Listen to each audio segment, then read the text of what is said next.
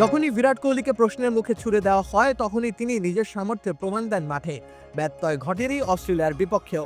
Test ক্যারিয়ারের সর্বোচ্চ গড় তার অজিদের মাটিতেই। সে 2011 সালে প্রথমবার পা রেখেছিলেন অস্ট্রেলিয়ায়। এরপর সেটাকেই যেন নিজের পছন্দের জায়গা বানিয়ে ফেলেছেন। অস্ট্রেলিয়ার মাটিতে আরও একটি সেঞ্চুরি লেখা হয়ে গেছে তার নামের পাশে। এমনকি অস্ট্রেলিয়ার বিপক্ষে সর্বোচ্চ সেঞ্চুরির মালিকও তিনি। 10টি সেঞ্চুরি পেয়ে গেছেন বিরাট কোহলি। পার টেস্টের সেঞ্চুরি অবশ্য বাকি সবগুলোর চাইতে একটু ভিন্ন বটে। প্রথম ইনিংসে হাতের কাজ ফেলেছেন বিরাট কোহলি। তখন থেকে সমালোচনা দ্বিগুণ ঘনীভূত হয়েছে। সাম্প্রতিক পারফরমেন্স তার পক্ষে ছিল না আগে থেকেই। গেল বছরের জুলাইয়ে শেষ সেঞ্চুরি দেখা পেয়েছিলেন বিরাট। এরপর অবশ্য 2টি 50 করেছিলেন, কিন্তু বাকি ইনিংসগুলোতে প্রত্যাশার ধারে কাছেও পৌঁছাতে পারছিলেন না। লেবুর সুঘ্রাণ আরো বেশি, ত্বকের যত্ন আরো বেশি, চলে আরো বেশি। আপনার পকেটে কি বিদেশি না বাংলাদেশি? পার্থেও প্রথম ইনিংসে ব্যর্থতাই হয়েছে তার সঙ্গী। 5 রানে তিনি ফিরেছিলেন প্যাভিলনে।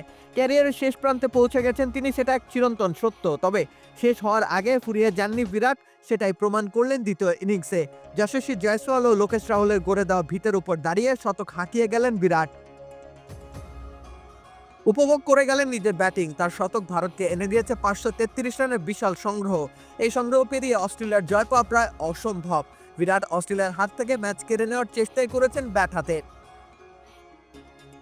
নিজের ক্রিকেট ক্যারিয়ারের 81তম সেঞ্চুরি তুলে নিলেন তিনি। অস্ট্রেলিয়ার বুকে 8ম টেস্ট সেঞ্চুরি। জয়সওয়াল দেখিয়েছেন তারুণ্যের ঝলক, বিরাট দেখিয়ে গেলেন অভিজ্ঞতার দৃঢ়তা। বিরাট কোহলি একেবারেই ফুরিয়ে যাননি, এখনো তার অনেকটাই দেওয়ার বাকি।